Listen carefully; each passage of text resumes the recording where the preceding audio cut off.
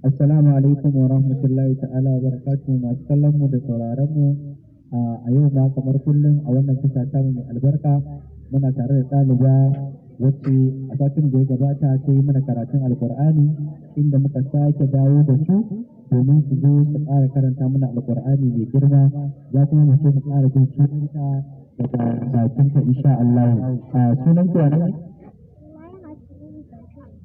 Sunanta Zulaihat Nuhu Bashir Usman.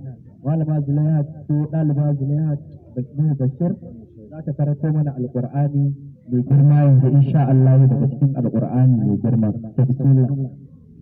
أعوذ بالله من الشيطان الرجيم بسم الله الرحمن الرحيم ألف لام ميم ذلك الكتاب لا ريب هدى للمتقين الذين